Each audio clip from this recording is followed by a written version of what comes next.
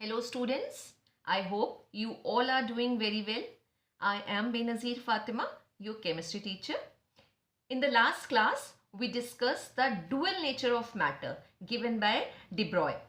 That is, matter has wave nature as well as particle nature. And we also learned that this concept is not significant for macroscopic particles, means all those particles having large value of momentum. मास ज्यादा होगा तो momentum भी बढ़ जाएगा. This concept is applicable only for microscopic particles, means very small size particles. Only small size particle shows wave nature. जो बड़े size के particles हैं वो वेव नेचर शो नहीं करते. And from De Broglie concept, right, from De Broglie concept, the most accepted and current model of an atom starts, which is electron cloud और quantum mechanical model. आपने जो models पढ़े हैं, आपने पहले पढ़ा था जे थॉमसन, उसके बाद आपने पढ़ा रदरफोर्ड का मॉडल, उसके बाद आया था बोर्स एटॉमिक मॉडल. जो लेटेस्ट और मोस्ट एक्सेप्टेड या current model of an atom है उसे हम बोलते हैं इलेक्ट्रॉन क्लाउड मॉडल या फिर क्वांटम मैकेनिकल मॉडल, जो क्वांटम फिजिक्स पे बेस्ड है. ठीक है, बेसिकली दो चीजों पे बेस्ड है ये मॉडल. एक De Broglie या De Broglie हाइपोथेसिस पे और दूसरा हाइजेनबर्ग अनसर्टेनिटी प्रिंसिपल पे. और आज की क्लास में हम हाइजेनबर्ग अनसर्टेनिटी प्रिंसिपल ही डिस्कस करेंगे. क्या होता है ये प्रिंसिपल, राइट? 1927 ने वर्नर हाइजेनबर्ग ने प्रपोज किया था इस प्रिंसिपल को. And this principle says it is impossible to measure simultaneously the exact position and exact momentum of a body as small as an electron. यानी अगर हमारे पास कोई बहुत ही छोटा पार्टिकल है, मूविंग पार्टिकल है, तो हमारे लिए इम्पॉसिबल है साइमल्टेनियसली उसकी पोजीशन निकालना और उसका एग्जैक्ट मोमेंटम निकालना. प्रिंसिपल में कुछ कीवर्ड्स हैं. पहला कीवर्ड है साइमल्टेनियसली. हम क्या नहीं निकाल सकते? एग्जैक्ट पोजीशन नहीं निकाल सकते और एग्जैक्ट मोमेंटम नहीं निकाल सकते. और माइक्रोस्कोपिक पार्टिकल का, अगेन दिस प्रिंसिपल हम देखेंगे कि is not significant for macroscopic particle. ये भी सिर्फ माइक्रोस्कोपिक पार्टिकल के लिए ही एप्लीकेबल होता है. मैथमेटिकल एक्सप्रेशन हाइजेनबर्ग प्रिंसिपल का है delta X multiplied by delta P greater than equal to h upon 4 pi. अब डेल्टा एक्स इसमें क्या है? Delta X is the uncertainty in position. Position में जो एरर आ रही है, अनसर्टेनिटी आ रही है, वो डेल्टा एक्स है. और डेल्टा पी क्या है? डेल्टा पी है एरर इन मोमेंटम या अनसर्टेनिटी इन मोमेंटम. और मोमेंटम जो है, हमने बात करी थी, it's a product of mass and velocity. Mass into velocity जो है उसका जब हम मल्टीप्लिकेशन करते हैं उसके प्रोडक्ट को हम बोलते हैं मोमेंटम. तो delta X into delta P को हम इस तरह से भी लिख सकते हैं, delta X multiplied by M delta V greater than equal to h upon 4 pi. यानी अगर हम इन दोनों का मल्टीप्लिकेशन निकालेंगे, uncertainty in position and uncertainty in momentum, तो जो एरर आएगी वो मिनिमम इतनी तो एरर आनी है. कितनी एरर? h अपॉन 4 पाई के बराबर. या तो इससे ज्यादा होगी या कम से कम इतनी होगी. h यहाँ पे क्या है? h प्लैंक्स कांस्टेंट है, कांस्टेंट है, वैल्यू फिक्स होगी इसकी. पाई, पाई भी एक कांस्टेंट है, वैल्यू फिक्स है, तो 4 टाइम्स पाई आ रहा है h अपॉन 4 पाई. मतलब अगर हम एक बहुत ही छोटे मूविंग पार्टिकल का अगर हम पोजीशन एग्जैक्ट निकालने की कोशिश कर रहे हैं और मोमेंटम निकालने की कोशिश कर रहे हैं एक साथ साइमल्टेनियसली, तो इतनी एरर तो हमें मिलनी ही मिलनी है. And this principal is called uncertainty principle given by Heisenberg. Mathematical expression को एक बार और समझ लेते हैं. डेल्टा एक्स, जब हम अनसर्टेनिटी की बात करते हैं तो हम ये डेल्टा सिंबल यूज करते हैं, मतलब चेंज आएगा, change in position. Delta P momentum की बात हो रही है और डेल्टा पी को जब हमने लिखा तो m डेल्टा v लिखा. ठीक है ना? x यानी कि जो पोजीशन है, पोजीशन में अनसर्टेनिटी है, उसके साथ डेल्टा यूज कर रहे हैं. जो वेलोसिटी है उसके साथ अनसर्टेनिटी एसोसिएटेड है, इसलिए हमने डेल्टा यूज किया. लेकिन m के साथ हमने कोई डेल्टा नहीं यूज किया है. रीजन क्या है? m के साथ डेल्टा क्यों नहीं आ रहा है? अनसर्टेनिटी की बात क्यों नहीं कर रहे हैं? क्योंकि जो मास है वो कभी भी अनसर्टेन नहीं होता, मास हमेशा सर्टेन होगा. ठीक है। तो जो मोमेंटम हम निकालते हैं मास और वेलोसिटी को मल्टीप्लाई करके, उसमें वेलोसिटी अनसर्टेन है लेकिन मास जो भी पार्टिकल है उसका मास जो है वो फिक्स होगा, वो सर्टेन होगा, और h जो है प्लैंक्स कांस्टेंट है। अब हाइजेनबर्ग के प्रिंसिपल के बेसिस पे बेटा हम क्या क्या कंक्लूजन निकाल सकते हैं, देखिए। पहला कंक्लूजन है, smaller the value of delta X, यानी जितना अनसर्टेनिटी इन पोजीशन हमारी कम होती जाएगी, मतलब हमने सपोज कुछ इस तरह से एक इलेक्ट्रॉन की पोजीशन निकाली कि उसमें एरर बहुत ही कम आई, हमने बिल्कुल सर्टेन निकाल लिया कि इलेक्ट्रॉन हमारा यहीं पर ही प्रेजेंट है, यानी अनसर्टेनिटी उसमें बहुत कम है। Smaller the value of delta x, error हमारी बहुत कम आई है, हमने बिल्कुल सही तरीके से उसकी पोजिशन निकाल ली। तो अगर हमने पोजिशन निकाल ली, एरर तो इतनी आनी है h/4 के बराबर, और डेल्टा एक्स अगर हमारा एक्यूरेट है तो व्हाट विल हैपन, जो अनसर्टेनिटी इन मोमेंटम है ऑब्वियसली वो बढ़ जाएगा, क्योंकि हमें इतना तो h/4 जो भी कैलकुलेट होकर आ रही है जो एरर, उतनी तो एरर आनी ही आनी है। तो अगर डेल्टा एक्स की वैल्यू हमारी बिल्कुल एक्यूरेट है तो इसका मतलब मोमेंटम में अनसर्टेनिटी बढ़ जाएगी। तो पहला कंक्लूजन वही है कि smaller the value of delta X then uncertainty in delta P, यानी कि जो मोमेंटम में अनसर्टेनिटी है दैट वुड बी लार्जर।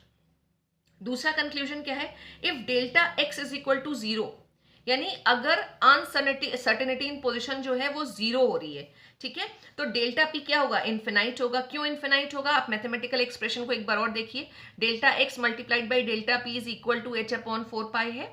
जब हम डेल्टा एक्स को इधर रखेंगे तो हम इस पूरे नंबर को क्या करेंगे, 0 से डिवाइड करेंगे, और जब 0 से हम किसी भी चीज को डिवाइड करते हैं तो वैल्यू क्या आती है, इन्फिनिटी।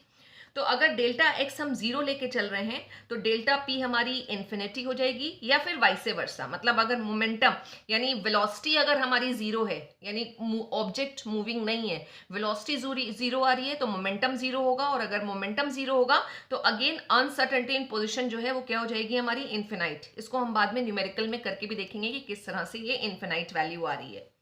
एक कंक्लूजन और है कि in case of bigger particle, अगर हम बड़े साइज के पार्टिकल की बात करते हैं तो जो अनसर्टेनिटी है वो नेग्लिजिबल हो जाती है, राइट। तो अगर पार्टिकल का साइज बढ़ रहा है, मास बढ़ रहा है, मोमेंटम बढ़ेगा, और अगर मोमेंटम बढ़ रहा है तो जो अनसर्टेनिटी आएगी वो बहुत ही कम होगी, बहुत ही कम, जिसे हम कह सकते हैं कि ऑलमोस्ट नेग्लिजिबल हो जाएगी। ऑलराइट, अब आपको लग रहा होगा मैम इतनी देर से कह रही हैं कि हम साइमल्टेनियसली एग्जैक्ट पोजीशन और एग्जैक्ट मोमेंटम नहीं निकाल सकते हैं इलेक्ट्रॉन का, तो दिमाग में क्वेश्चन आता ही है कि भाई क्यों नहीं निकाल सकते हैं हम एक साथ। अगर हमें पोजीशन निकालनी है, एक साथ अगर हमें उसका मोमेंटम निकालना है, तो हम क्यों नहीं निकाल सकते हैं, एरर क्यों आ रही है, ठीक है। तो चलिए देख लेते हैं। सपोज हम एक इलेक्ट्रॉन की पोजीशन निकालने की कोशिश कर रहे हैं, और ये इलेक्ट्रॉन हमें पता है शेल्स में प्रेजेंट होते हैं, ऑर्बिट में रिवॉल्व करते रहते हैं। ये हमारा इलेक्ट्रॉन प्रेजेंट है, ठीक है, इस तरह से ये रिवॉल्व कर रहा है, ये इसका पाथ है, इसको हम ओरिजिनल पाथ बोल देते हैं कि इसका ओरिजिनल पाथ है जिस पे ये इलेक्ट्रॉन रिवॉल्व कर रहा है, घूम रहा है, ठीक है। हमने इसकी पोजीशन फाइंड आउट करने के लिए, इस इलेक्ट्रॉन को लोकेट करने के लिए इस पे लाइट डाली। अब लाइट आ रही है यहाँ पे, ठीक है, इसके ऊपर फॉल हो रही है, हम इसको बोल सकते हैं इंसिडेंट लाइट रे है, ये इंसिडेंट लाइट। इस लाइट की हेल्प से हम इस इलेक्ट्रॉन को लोकेट करने की कोशिश करेंगे। अब व्हाट विल हैपन, लाइट है, उसके साथ फोटॉन होगा, उसके साथ एनर्जी एसोसिएटेड होगी। अब जब ये लाइट इसके ऊपर इलेक्ट्रॉन के ऊपर पड़ेगी तो व्हाट विल हैपन, इलेक्ट्रॉन क्या करेगा, इस फोटॉन की एनर्जी को एब्जॉर्ब कर लेगा, ठीक है। तो जब लाइट इसके ऊपर फॉल हो रही है, लाइट इससे स्ट्राइक कर रही है, तो इसने इलेक्ट्रॉन ने क्या किया, एनर्जी को एब्जॉर्ब किया, और जब एनर्जी को एब्जॉर्ब करेगा तो व्हाट विल हैपन, इसकी वेलोसिटी बढ़ जाएगी, ये वेलोसिटी बढ़ गई, पाथ चेंज हो गया इसका, ठीक है। इसको हम बोल सकते हैं कि न्यू पाथ आ गया इलेक्ट्रॉन का, न्यू पाथ है एंड न्यू वेलोसिटी आ गई, ठीक। अब सपोज अगर हम ये भी कहें कि फॉर एग्जाम्पल अगर हमने इसकी एग्जैक्ट पोजीशन निकाल भी ली, ठीक, तो एग्जैक्ट पोजीशन निकालने के बाद भी इस इलेक्ट्रॉन ने जो एनर्जी को एब्जॉर्ब किया है उसकी वजह से क्या हुआ, इसकी स्पीड बढ़ गई, इसकी वेलोसिटी बढ़ गई, और वेलोसिटी अगर बढ़ गई तो what will happen, momentum change हो जाएगा, क्योंकि मोमेंटम क्या है, मास भले ही फिक्स है लेकिन वेलोसिटी चेंज हो रही है, और मास और वेलोसिटी के प्रोडक्ट को ही हम बोलते हैं मोमेंटम। तो जब इसने एनर्जी को एब्जॉर्ब किया, इसकी वेलोसिटी चेंज हो गई, तो भले ही हमने अगर इसकी पोजीशन को निकाल भी लिया, पोजीशन भी चेंज हो जाएगी, नया पाथ आ जाएगा उसका, वो एनर्जी को एब्जॉर्ब करता है, आपको पता है वो हायर शेल्स में मूव कर जाता है, ठीक है। तो स्टिल अगर हमने उसकी पोजीशन निकाल भी ली तो हम उसका मोमेंटम नहीं निकाल पा रहे हैं। और हाइजेनबर्ग प्रिंसिपल यही कह रहा है कि अगर हम एक साथ साइमल्टेनियसली उसकी एग्जैक्ट पोजीशन और एग्जैक्ट मोमेंटम निकालना चाहें तो इट इज़ जस्ट इम्पॉसिबल, हम उसको नहीं निकाल सकते। तो ऐसा एक एक्सपेरिमेंटल सेटअप करके देखा कि हमने एक लाइट रे फॉल कराई इलेक्ट्रॉन की पोजिशन लोकेट कराने के लिए। इसको हम ऑब्वियसली देखेंगे तो एक माइक्रोस्कोप की हेल्प से देखेंगे। एक माइक्रोस्कोप यहाँ पे लगा रखा है, ठीक है।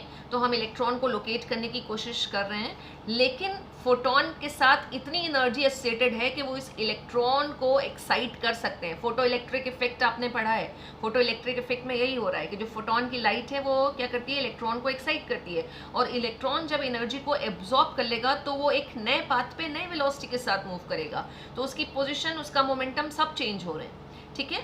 बस यही हाइजेनबर्ग प्रिंसिपल है कि it is impossible to find out simultaneously the exact position and exact momentum of a microscopic particle. Macroscopic particle के लिए भी अगेन डिब्रॉय वेवलेंथ की तरह या डिब्रॉय कॉन्सेप्ट की तरह हाइजेनबर्ग प्रिंसिपल भी एप्लीकेबल नहीं है। एक एग्जाम्पल से देख लेते हैं कि हाइजेनबर्ग प्रिंसिपल मैक्रोस्कोपिक पार्टिकल्स के लिए एप्लीकेबल क्यों नहीं आ रहा है।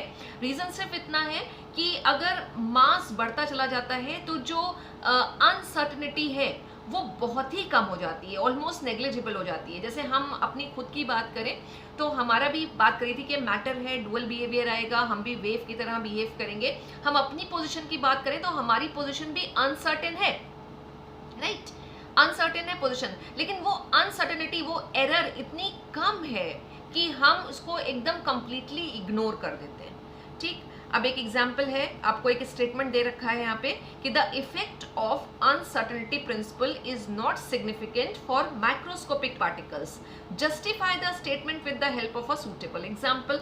हम एक एग्जाम्पल लेके जस्टिफाई करेंगे कि ये प्रिंसिपल मैक्रोस्कोपिक पार्टिकल्स के लिए एप्लीकेबल नहीं आ रहा है। अब सोल्यूशन में हमने जो मैक्रोस्कोपिक पार्टिकल लिया है उसका आप मास देखिए कितना है, जस्ट 1 मिलीग्राम। 1 मिलीग्राम मास के पार्टिकल के लिए अभी हम बात करेंगे तो ये कंसेप्ट एप्लीकेबल नहीं आ रहा है। तो हम अपनी और आपकी अगर बात करें तो मासेस तो बहुत ज़्यादा है। ये देखिए किलोग्राम में कितना आ रहा है, 10⁻⁻⁶ किलोग्राम, ठीक है। SI यूनिट में जब हम रखेंगे तो मास को हम किलोग्राम में रखते हैं, तो हमने मिलीग्राम को किलोग्राम में कन्वर्ट किया और हमने यहाँ पे हाइजेनबर्ग का जो मैथमेटिकल एक्सप्रेशन है उसको उठाया है यहाँ पे कि delta V delta x is equal to h/4πm। ये जो यहाँ पे मोमेंटम था, मास और वेलोसिटी का प्रोडक्ट, उसमें मास को हमने इस साइड रख लिया है। h प्लैंक्स कांस्टेंट है, ये यूजुअली न्यूमेरिकल प्रॉब्लम में दिया रहता है, और SI में जब हम प्लैंक्स कांस्टेंट की वैल्यू लिखते हैं तो इट 6.626 इंटू 10⁻34 जूल सेकेंड आती है। h की वैल्यू पुट करी 4 आ जाएगा, 4 टाइम्स पाई है, पाई की वैल्यू है 3.14, और जो हमारा माइक्रोस्कोपिक पार्टिकल है उसका मास किलोग्राम में हमने यहाँ पे रखा 10⁻⁻⁶, और जब हमने सॉल्व किया तो देखिए कितना आ रहा है 10⁻28। इसको आप क्या बोलेंगे, डेसिमल के बाद आप जीरोज लगाते जाइए, उसके बाद कहीं आपको वैल्यू मिल रही है। तो अनसर्टेनिटी, डेसिमल के बाद 2-3 प्लेस तक भी जीरो आता है तो हम इग्नोर कर देते हैं, यहाँ तो 28 जीरोज की बात हो रही है।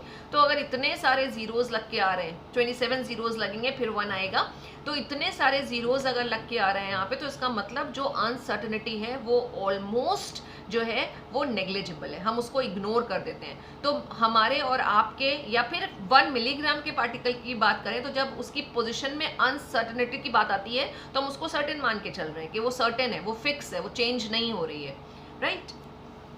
तो uncertainty in velocity and position is extremely small and so it is insignificant for a particle whose mass is equal to 1 milligram or 10⁻⁶ kg। अगर ये प्रिंसिपल एप्लीकेबल होने लगता डेली लाइफ में तो फिर वही वाला जो एग्जाम्पल हमने किया कि एक स्टेडियम है, मैच चल रहा है, वहाँ पे बॉल है, ठीक है, दिन में मैच हो रहा हो या रात में मैच हो रहा हो, उसके ऊपर लाइट गिरेगी तो फोटोन गिरेंगे, तो क्या होगा क्रिकेट की बॉल, अगर वो फोटोन में इतनी एनर्जी नहीं होती है कि वो एक्साइटेशन कर सके, ठीक है, लेकिन अगर वो एक बड़े साइज का, अगर बॉल का साइज बड़ा है और उसके ऊपर फोटोन गिर रहे हैं तो फोटोन की energy is insignificant to change the velocity and position of that cricket ball. ठीक है, मैचेस तो कभी सक्सेसफुल हो ही नहीं पाते, या ये कहें कि कभी कैचेस तो हमेशा ही ड्रॉप हो जाते हैं, क्योंकि वो फोटोन क्या करता है, उस बॉल को, उसकी पोजीशन सर्टेन नहीं होती, पता ही नहीं होता वो बॉल कहाँ पे जाके गिरेगी। ठीक है ना। तो मैक्रोस्कोपिक वर्ल्ड में या मैक्रोस्कोपिक पार्टिकल के लिए हाइजेनबर्ग के प्रिंसिपल को हम बोलते हैं कि वो एप्लीकेबल नहीं होता है। अब जो दोनों कंसेप्ट हमने पढ़े हैं, डी ब्रॉय और हाइजेनबर्ग, अब उसको अगर हम बोर के मॉडल के साथ, या बोर ने जो पॉस्टुलेट दिए थे, अगर हम उससे कंपेयर करके देखें, तो बोर्स थ्योरी में एक पॉस्टुलेट था कि जो इलेक्ट्रॉन है वो हमेशा रिवॉल्व करते हैं around the nucleus in well defined path called orbits. ठीक है ना। उन्होंने कहा कि वो फिक्स्ड है, वो एक फिक्स पाथ पे मूव करते रहते हैं। लेकिन ये अगर देखा जाए पॉस्टुलेट, तो now this postulate is not valid. Why? Because de Broglie में हमने पढ़ा कि इलेक्ट्रॉन एक वेव की तरह बिहेव करता है। ठीक है ना। उसके बाद हाइजेनबर्ग में हमने उसको पढ़ा कि इलेक्ट्रॉन एक माइक्रोस्कोपिक पार्टिकल है, और माइक्रोस्कोपिक पार्टिकल्स जो हैं उनकी अगर हमें पोजीशन बतानी है, एग्जैक्ट पोजीशन, तो हम नहीं बता सकते। और बोर्स थ्योरी में यही कहा गया कि उनकी पोजीशन, अगर वो वेल डिफाइंड पाथ है उनका, एक फिक्स पाथ पे वो मूव कर रहे हैं, तो इसका मतलब क्या है? इसका मतलब यही है कि हम उसकी पोजीशन को सर्टेन मान के चल रहे हैं कि उसकी पोजीशन फिक्स है। तो it means the Bohr's model does not follow the principle of Heisenberg as well as de Broglie concept, दोनों को फॉलो नहीं करता है। एंड आई टोल्ड यू, यहीं से ही जो है वो हमारे क्वांटम मैकेनिकल मॉडल की स्टार्टिंग होती है। और क्वांटम मैकेनिकल मॉडल जो है that is based on de Broglie या de Broglie hypothesis as well as Heisenberg uncertainty principle. हम इलेक्ट्रॉन के लिए जब भी बात करते हैं तो बेसिकली हम बात करते हैं in terms of probability of locating an electron with a probable velocity. And this concept, probability का कंसेप्ट इंट्रोड्यूस करता है the concept of atomic orbitals. ठीक है। ऑर्बिट्स के साथ यहाँ पे अब हमारे पास एटॉमिक ऑर्बिटल का कंसेप्ट आ जाएगा, और एटॉमिक ऑर्बिटल का कंसेप्ट आ रहा है हाइजेनबर्ग अनसर्टेनिटी प्रिंसिपल के साथ ही। ऑर्बिटल्स होती क्या है? जब हम ऑर्बिटल्स को डिफाइन करते हैं तो हम कहते हैं orbitals are the region around the nucleus where the probability of finding the electron is maximum. यानी न्यूक्लियस के चारों तरफ का वो एरिया जहां पे इलेक्ट्रॉन के मिलने की प्रोबेबिलिटी, जिसे हिंदी में हम बोलते हैं संभावना, सबसे ज्यादा होगी। The probability of finding the electron is maximum in orbitals. और ये डेफिनेशन ऑर्बिटल की आई कहाँ से? तो ये डेफिनेशन बेसिकली आई है एक मैथमेटिकल इक्वेशन से, जिसको हम बोलते हैं श्रोडिंगर वेव इक्वेशन। इलेक्ट्रॉन को हम एक वेव लेके चल रहे थे, और श्रोडिंगर वेव इक्वेशन मैथ्स का, मैथमेटिक्स का एक कंसेप्ट है, और ये सपोर्ट करता है प्रोबेबिलिटी अप्रोच को। ठीक है। It says that electron does not move around nucleus in fixed orbit, but may in fact anywhere with different probability. तो कौन सी इक्वेशन है? The equation is Schrodinger wave equation, and this equation is very helpful in describing the position and energy level of electron in an atom. NCERT में ये एक आपका दे रखा है important features of quantum mechanical model of atom.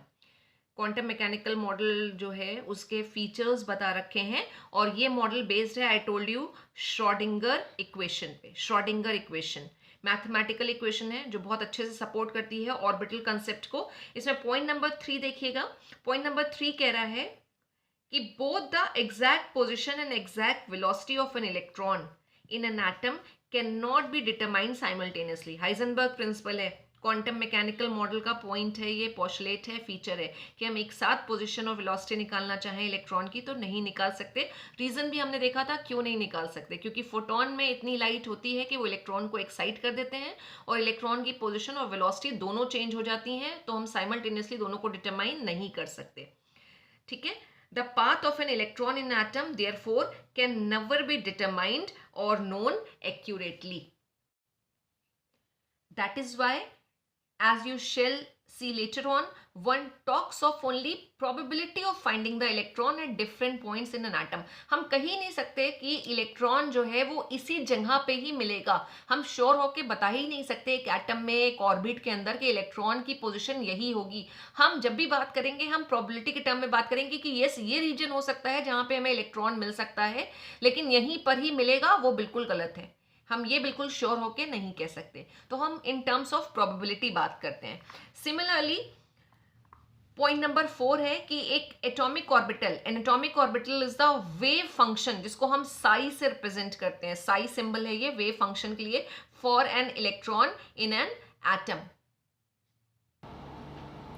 तो atomic orbital अगर wave function है तो ऐसी बहुत सारी वेव्स यहाँ पे पॉसिबल है, और अगर बहुत सारी वेव्स पॉसिबल है तो बहुत सारी ऑर्बिटल्स भी हो सकती हैं, ठीक है ना. लेकिन एक ऑर्बिटल के अंदर हमेशा सिर्फ 2 ही इलेक्ट्रॉन रिसाइड करते हैं विद ऑपोजिट स्पिन, लेकिन numerous number of orbitals are possible. और last point says that the probability of finding an electron at a point within an atom is proportional to the square of the orbital wave function. यानी probability density की बात करता है वो वहाँ पे भी. probability of finding the electron जो होती है वो हमेशा जहाँ पे हमारा orbital wave function आएगा वहाँ पे वो maximum होगी. और probability density ही हमें बताती है कि कौन सा ऐसा रीजन होगा जहां पे इलेक्ट्रॉन के मिलने की प्रोबेबिलिटी सबसे ज्यादा होगी, ठीक है. तो from the value of psi square यानी probability density at different points within an atom, it is possible to predict the region around the nucleus where electron will most probably be found, ठीक है. ये थोड़े से points हैं, बस इससे बहुत ज़्यादा हमें डेप्थ में नहीं जाना है इसके श्रोडिंगर वेव इक्वेशन के. बस हमें इतना समझना है कि बेसिकली जो हम मॉडर्न एटॉमिक मॉडल की बात करते हैं वो किस पे बेस्ड है, तो वो श्रोडिंगर वेव इक्वेशन पे बेस्ड है, जिसमें इलेक्ट्रॉन को एक वेव की तरह कंसिडर किया है, और हम वेव फंक्शंस के थ्रू यानी ऑर्बिटल्स के थ्रू बात करते हैं जब भी हम बात करते हैं कि इलेक्ट्रॉन एक एटम में कहाँ पर प्रेजेंट होंगे या न्यूक्लियस के चारों तरफ कहाँ पे प्रेजेंट होंगे. अब कुछ टर्म्स हैं, जैसे अभी हमने ऑर्बिटल्स की बात करी, ऑर्बिट्स की बात करते हैं, शेल्स भी बोलते हैं, इनको हम समझ लें और कि एक्चुअली क्या डिफरेंस है इन सब में. तो हम बेसिकली बात कर रहे हैं एक एटम की, एटम, ठीक है. और एटम के अंदर नंबर ऑफ शेल्स होती हैं, शेल्स, एनर्जी शेल्स, और इन्हीं शेल्स को हम बोलते हैं ऑर्बिट्स, ठीक है. सिनोनिम इसका क्या जाता है, ऑर्बिट्स, जिसको हम रिप्रेजेंट करते हैं K, L, capital K, capital L, M and so on, right.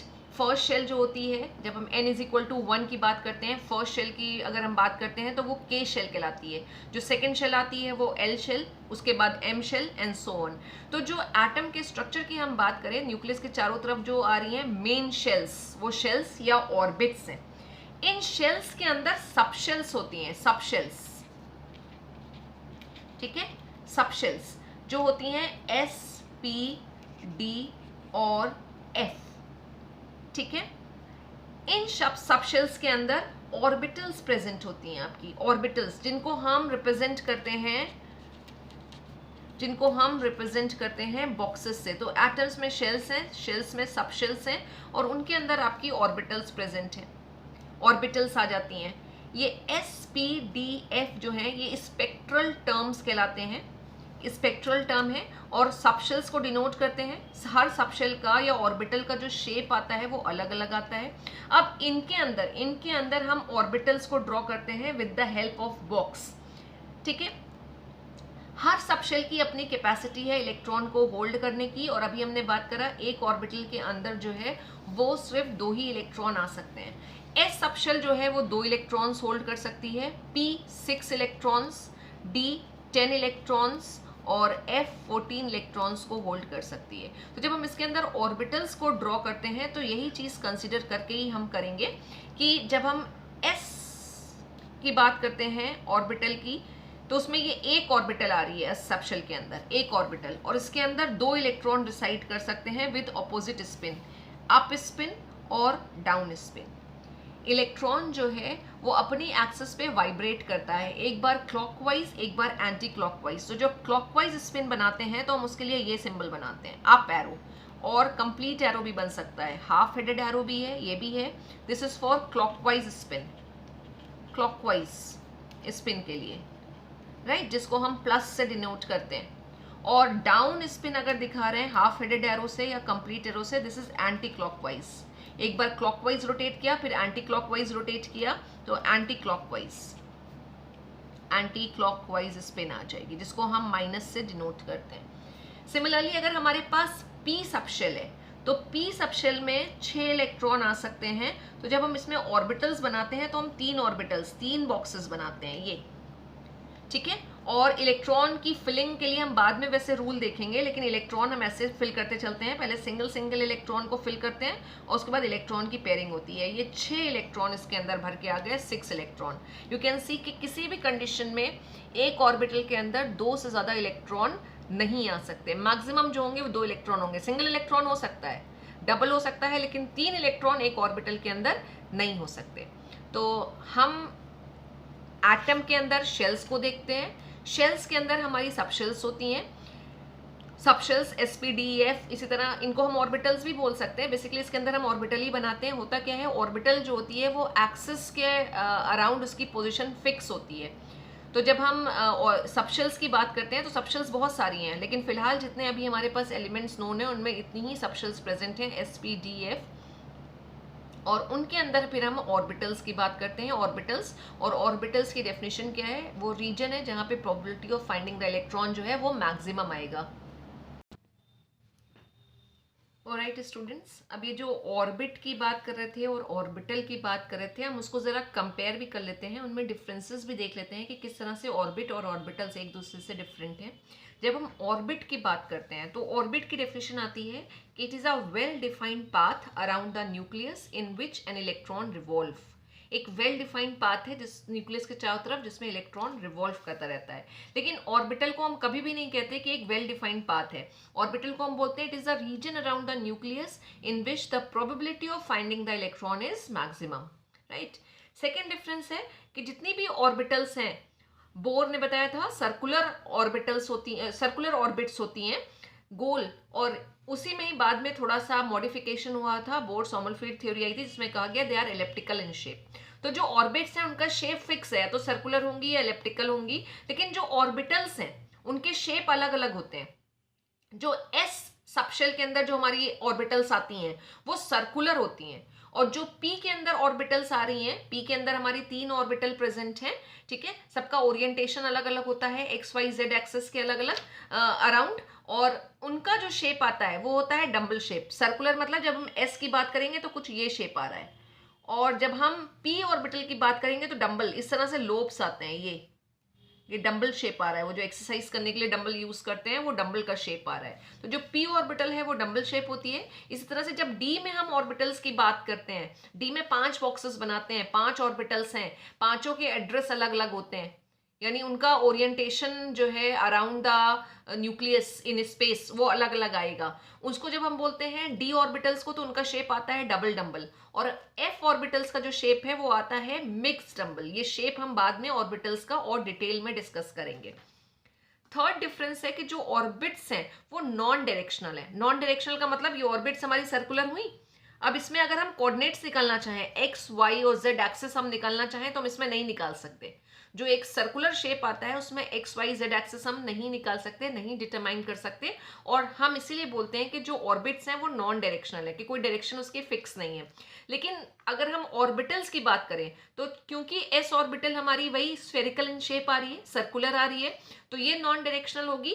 लेकिन बाकी की जो ऑर्बिटल्स हैं, यानी पी ऑर्बिटल, डी ऑर्बिटल और एफ की जो ऑर्बिटल्स हैं, एफ सबशेल की जो ऑर्बिटल्स हैं, वो सारी की सारी क्या होंगी, डायरेक्शनल होंगी, यानी उनका एक फिक्स्ड एड्रेस होगा। जैसे फॉर एग्जांपल मैं लिख के बताऊं, पी की जब हम बात करते हैं तो एक्स वाई जेड एक्सिस अगर हम ड्रॉ कर लें, ये इस तरह से अगर हमने एक्सिस ड्रॉ कर ली, तो ये एक्सिस के ऊपर प्रेजेंट होंगी, और हमें पता है कि कहाँ फिक्स्ड है, कहाँ प्रेजेंट है, तो हम इसको बोलेंगे कि डायरेक्शनल है, डायरेक्शनल। और जब हम ड्रॉ भी करते हैं पी, तो हम बाकायदा पूरा एड्रेस लिखते हैं उसका। ये हमने पी के 3 ऑर्बिटल्स बना लिए, एक होगी पी एक्स यानी एक्स एक्सिस पर है, एक है पी वाई और तीसरी है पी जेड। ठीक है ना। तो जब एक्स वाई जेड एक्सिस आ रही हो, कोऑर्डिनेट्स आ रहे हो, हम बता सकते हैं उनका लाइक वो कहाँ पर किस तरह से एग्जिस्ट कर रही हैं, तो हम ऐसी ऑर्बिटल्स को कहते हैं कि that those orbitals are directional, वो डायरेक्शनल ऑर्बिटल्स हैं। चौथा डिफरेंस है कि सारी ऑर्बिट्स जो हैं, आपने एक रूल पढ़ा था 2n² रूल, अगर हम बात करें कि ऑर्बिट कितने इलेक्ट्रॉन होल्ड कर सकती है तो वो डिपेंड करता है कि n की वैल्यू क्या है, और 2n² रूल लग जाता है। अगर फर्स्ट शेल की बात कर रहे हैं तो n की वैल्यू होगी 1, तो n की वैल्यू अगर 1 है तो 2 इंटू 1² इज इक्वल टू 2 हो जाएगा, यानी जो फर्स्ट शेल है वो मैक्सिमम ऑफ 2 इलेक्ट्रॉन्स, वो सिर्फ 2 ही इलेक्ट्रॉन को होल्ड कर सकती है, उससे ज्यादा नहीं। सेकेंड अगर शेल की बात करेंगे तो सेकेंड में n की वैल्यू हो जाएगी 2, और जब हम सॉल्व करेंगे तो वैल्यू निकल के आएगी 8, यानी जो सेकेंड शेल है या सेकेंड ऑर्बिट है उसमें मैक्सिमम 8 इलेक्ट्रॉन आ सकते हैं। तो all orbits can accommodate to a maximum of 2n² electron where n is the number of shell और ऑर्बिट। लेकिन जब हम ऑर्बिटल की बात करते हैं तो अभी हमने बात करी थी कि एक ऑर्बिटल के अंदर 2 इलेक्ट्रॉन से ज्यादा नहीं आ सकते, एक इलेक्ट्रॉन जो है वो सिर्फ maximum of 2 electrons it can accommodate with opposite spin. जैसे अगर हम px की बात करें तो इसमें भी 2 इलेक्ट्रॉन आएंगे, py में भी और pz में भी। अगर आपने इसके अंदर एक और इलेक्ट्रॉन दिखा दिया, अगर आपने कुछ इस तरह से, ये 6 इलेक्ट्रॉन की हमने फिलिंग करी है, लेकिन अगर आपने 6 इलेक्ट्रॉन की फिलिंग ऐसे दिखा दी, px py pz एड्रेस आ रहे हैं ऑर्बिटल्स के, और आपने 1 2 और 3 इलेक्ट्रॉन यहाँ पे फिल कर दिए, तो दिस इज रॉन्ग, ये रॉन्ग है। एक ऑर्बिटल में कभी भी 2 से ज्यादा इलेक्ट्रॉन नहीं होंगे, और ये हमारा एक रूल लगता है पॉलीज एक्सक्लूजन प्रिंसिपल, जो हम आगे जाके पढ़ेंगे कि as per this rule an orbital can accommodate a maximum of 2 electrons only. तो these are the differences between orbits and orbital. फिर से क्लियर कर दें, हम एक एटम के स्ट्रक्चर को अगर देखें तो सेंटर में न्यूक्लियस आता है, उसके चारों तरफ जो है वो ऑर्बिट या शेल्स प्रेजेंट होती हैं, जिसके अंदर सबशेल्स और फिर ऑर्बिटल्स प्रेजेंट होती हैं, और बेसिकली जो इलेक्ट्रॉन होते हैं वो इन्हीं ऑर्बिटल्स के अंदर ही प्रेजेंट होते हैं। और ऑर्बिटल्स पूछा जाए ऑर्बिटल्स क्या है, तो ऑर्बिटल्स को हम बोलते हैं कि एक ऐसा रीजन है अराउंड द न्यूक्लियस, न्यूक्लियस के चारों तरफ एक ऐसी जगह है जहां पे इलेक्ट्रॉन के मिलने की प्रोबेबिलिटी हो सकती है। तो क्या हम इलेक्ट्रॉन के बारे में श्योर हो सकते हैं कि इलेक्ट्रॉन हमें इसी जगह पे ही मिलेगा? नहीं, नहीं श्योर हो सकते। हम इलेक्ट्रॉन को जब भी कहेंगे तो यस वी कैन से कि प्रोबेबिलिटी है यहाँ पे मिल सकता है इलेक्ट्रॉन।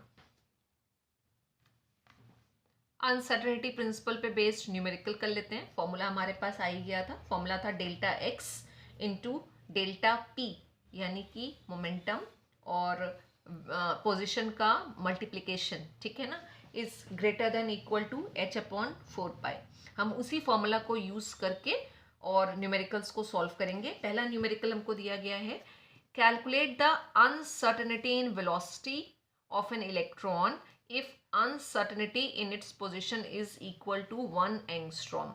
uncertainty in velocity निकालनी है हमको, और uncertainty in position हमें दे रखी है, ठीक है।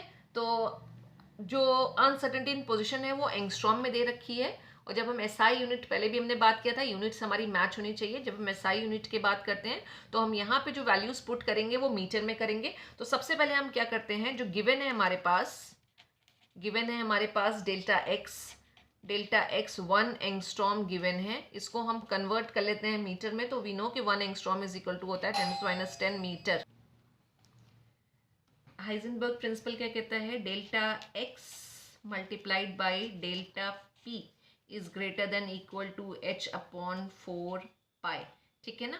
तो यहाँ पे हम मोमेंटम या तो अलग से कैलकुलेट कर लें, ठीक है, लेकिन कर नहीं सकते क्योंकि वेलोसिटी हमारे पास नहीं है। तो हम इसको मोमेंटम को इन टर्म्स ऑफ अगर लिखें, delta X multiplied by M delta V greater than equal to h/4π। और हमें निकालना क्या है, हमें अनसर्टेनिटी इन वेलोसिटी निकालनी है। तो वेलोसिटी को हम इस साइड में ले लेते हैं, लेफ्ट हैंड साइड में। तो delta V is equal to हो जाएगा हमारा h/4π आ गया, ये m इधर आ जाएगा, ठीक है। m क्या है, मास, जो भी पार्टिकल का मास है वो आएगा, और हमें पार्टिकल दे रखा है इलेक्ट्रॉन, तो हम इलेक्ट्रॉन के मास की बात कर रहे हैं यहाँ पे, और डेल्टा x ये आ गया। अब सिंपली इसमें वैल्यूज हमें पुट करनी है, डेल्टा v निकालना है, ग्रेटर देन इक्वल टू या इक्वल टू लिख सकते हैं। h प्लैंक्स कांस्टेंट है, और SI यूनिट में हम प्लैंक्स कांस्टेंट लिखते हैं 6.626 इंटू 10⁻⁻34 आ गया। अपॉन 4 है, पाई की वैल्यू 3.14 आ गई। मास ऑफ द इलेक्ट्रॉन कितना होता है, अगर हम केजी में पुट करना है तो केजी में बात करें तो 9.1 इंटू 10⁻31, और अनसर्टेनिटी इन पोजिशन कितनी थी, अभी हमने मीटर में निकाली थी, इंटू 10⁻10। इसको हम सॉल्व कर लेंगे, सिंप्लीफाई कर करके कर सकते हैं आप। -31 -10 है, -41 हो गया, ऊपर ले जाइए तो 41 हो जाएगा। पूरा वैल्यू जब हम सॉल्व करेंगे तो this will come 5.76 into 10⁻5 metre per second. इतना आ रहा है अनसर्टेनिटी इन वेलोसिटी। अगर अनसर्टेनिटी इन पोजिशन कितनी आ रही थी, 1 एंगस्ट्रॉम आ रही थी, तो वेलोसिटी इतनी आ रही है, राइट। तो this is the answer. See the second numerical. Second numerical says an electron has a speed of 40 meter per second, which is accurate up to 99.99%. यानी हमने जो वेलोसिटी की बात कर रहे हैं, स्पीड की बात कर रहे हैं, वो ऑलमोस्ट 100% हमने एक्यूरेट निकाल रखी है। अभी पूछ रहे हैं अनसर्टेनिटी इन लोकेशन कितनी आएगी, क्या होगी इसकी अनसर्टेनिटी इन लोकेशन, राइट। फॉर्मूला हमें वही यूज करना है जो हमें हाइजेनबर्ग का मैथमेटिकल एक्सप्रेशन दिया गया है, उसको हम यूज करेंगे। डेल्टा वी जो है, जो अनसर्टेनिटी इन वेलोसिटी होता है, वो कितना होगा, क्योंकि यहाँ पे जो उन्होंने स्पीड ली है उसको वो एक्यूरेट बता रहे हैं, अनसर्टेन नहीं बता रहे, सर्टेन बता रहे हैं कि 99.99% वो कितना है, वो एक्यूरेट है। तो डेल्टा वी की अगर हम बात करेंगे तो डेल्टा वी यानी अनसर्टेनिटी कितनी आएगी वेलोसिटी में, क्योंकि हमें फॉर्मूला में तो अनसर्टेनिटी ही रखनी है, तो वो कितनी आ जाएगी 100% में। देखिए कितना आ रहा है डिफरेंस यहाँ पे 0.01, ठीक है। तो 40% का 0.01 हम निकालेंगे तो it will be 0.01 upon 100 into 40, या 40 अपॉन 100 कर दिया, 40% के लिए 100 से डिवाइड किया, तो ये जो आपकी वैल्यू आएगी, इसको जब आप सॉल्व करेंगे यू विल गेट 0.004 और मीटर पर सेकेंड। ये आ गई अनसर्टेनिटी इन वेलोसिटी, निकल के आ रही है कि इतनी अनसर्टेन है वेलोसिटी। और पूछा इन्होंने क्या है, अनसर्टेन लोकेशन। फॉर्मूला रखेंगे, delta x multiplied by delta v is equal to h upon 4 pi m। Values put करते चलिए, v को भी हम इसी साइड ले लेते थे, चलिए h की वैल्यू रख देते हैं 6.626 इंटू 10⁻34 अपॉन 4 पाई, ठीक है। 4 पाई, 4 की भी वैल्यू रखेंगे, पाई क्यों रखेंगे, this. And mass of the electron कितना आ जाएगा, वही 9.1 इंटू 10⁻31, और डेल्टा वी को भी हम यहाँ से हटा देते हैं, इसी साइड में ले लेते हैं डेल्टा वी, ठीक है। तो डेल्टा वी की वैल्यू भी मैंने निकाली थी 0.004, ये आ गया। इसको बस हमें सॉल्व करने की ज़रूरत है। जब हम इसको सॉल्व कर लेंगे पूरी वैल्यू को, तो we will get delta X, यानी कि अनसर्टेनिटी इन लोकेशन निकल आएगी, ठीक है। तो सॉल्व करके जो इसका आंसर आ रहा है वो है 0.0145 मीटर। तो this is the solution. Simple आपको ऐसे ही न्यूमेरिकल मिलते हैं। आपको याद क्या रखना है आज के टॉपिक में, आपको आज के टॉपिक में याद रखना है कि हाइजेनबर्ग प्रिंसिपल की डेफिनेशन क्या है, उसका मैथमेटिकल एक्सप्रेशन क्या है, और फॉर्मूला में हम किस तरह से यूज़ करेंगे। और फॉर्मूला में अगर हम एसआई यूनिट में लेके चल रहे हैं सारी वैल्यूज़, तो अगर कुछ वैल्यूज़ हमें एसआई में नहीं दे रखी हैं तो हमें एसआई में कन्वर्ट करना होगा। जैसे यहाँ एंगस्ट्रॉम में दे रखा था तो हमने मीटर में कन्वर्ट किया। ये सारी चीज़ें आपको याद रखनी है और अपने न्यूमेरिकल्स को आपको सॉल्व कर लेना है। तो आज की क्लास में हमने बेसिकली क्या बात करी है, हमने ये बात करी है कि अगर हम एक माइक्रोस्कोपिक पार्टिकल का एग्जैक्ट पोजीशन और एग्जैक्ट मोमेंटम निकालने की कोशिश करते हैं तो कुछ ना कुछ एरर आती है, और वो एरर है कितनी, वो एरर है h अपॉन 4 पाई के बराबर। h भी कांस्टेंट है, पाई भी कांस्टेंट है, तो h अपॉन 4 पाई के बराबर या फिर उससे ज़्यादा वो एरर आएगी। छोटी चीज़ों को अगर हमें मेजर करना होता है तो वैसे भी ज़्यादा एरर आती हैं। बड़ी चीज़ों को मेजर करने में एरर के चांसेस कम हो जाते हैं, लेकिन छोटी चीज़ों के मेजरमेंट में एरर के चांसेस काफ़ी बढ़ जाते हैं। तो जब माइक्रोस्कोपिक पार्टिकल्स की भी हम मेजरमेंट की बात कर रहे हैं, उनकी पोजिशन की बात कर रहे हैं कि पोजिशन को या वेलोसिटी को अगर हमें मेजर करना है तो कुछ ना कुछ एरर आती है, और वो एरर कितने के बराबर है वो हमने बात कर ली, h अपॉन 4 पाई के बराबर या उससे ज़्यादा हो सकती है। एक क्वेश्चन और दिमाग में आना चाहिए कि क्या हम कोई ऐसी डिवाइस नहीं बना सकते जिससे हम इस एरर को रिड्यूस कर सकें, इस एरर को और कम कर सकें, या ये एरर नहीं आए, ये एरर आए नहीं। तो पहली बात तो जो अभी मैंने बताई वो याद रखिए कि अगर हम बहुत छोटे मेजरमेंट करते हैं तो एरर के चांसेस हमेशा बढ़ जाते हैं। एक मीटर को मेजर करना बहुत आसान है, लेकिन एक मिलीमीटर को मेजर करना बड़ा डिफिकल्ट होता है और उसमें कुछ ना कुछ एरर आती ही आती है। अब ये हाइजेनबर्ग प्रिंसिपल के हिसाब से जब हम बात कर रहे हैं कि h/4 एरर आ रही है और क्या इस एरर को हम रिड्यूस कर सकते हैं, तो आंसर इज नो। इतनी एरर आ रही है तो इसका मतलब ये नहीं है कि हमारे पास जो इंस्ट्रूमेंट अवेलेबल हैं, जो मेजरिंग के डिवाइस अवेलेबल हैं, उनके साथ कुछ प्रॉब्लम है या उनके साथ कुछ लिमिटेशंस या ड्रॉबैक है। नहीं, ऐसा नहीं है। बेसिकली ये जो एरर आ रही है इसके लिए हम एक वर्ड यूज करते हैं, इनहेरेंट इनडिटरमिनेसी। यानी कि ये एरर उसके अंदर, मैं लिख देती हूं यहां पे, इनहेरेंट और डिटरमिनेसी, यानी इनहेरेंट ये उसके अंदर प्रेजेंट ही है, इनडिटरमिनेसी यानी हम उसको डिटरमाइन कर ही नहीं सकते। तो बेटा ऐसी कोई भी डिवाइस हमारे पास नहीं है जिससे हम ये कह सकें कि h/4 से कम एरर आ सकती है या इस एरर को रिड्यूस किया जा सकता है। नहीं, इतनी एरर आनी ही आनी है, क्योंकि ये जो प्रॉपर्टी है ये कहला रही है उन माइक्रोस्कोपिक पार्टिकल की इनहेरेंट इनडिटरमिनेसी, यानी हम उन्हें डिटरमाइन नहीं कर सकते। तो आई होप हाइजेनबर्ग प्रिंसिपल आपको समझ में आया होगा। सिंपल ये इतना ही बात करता है कि मैक्रोस्कोपिक पार्टिकल्स की एग्जैक्ट पोजीशन, एग्जैक्ट मोमेंटम को कैलकुलेट करना हमारे लिए डिफिकल्ट है।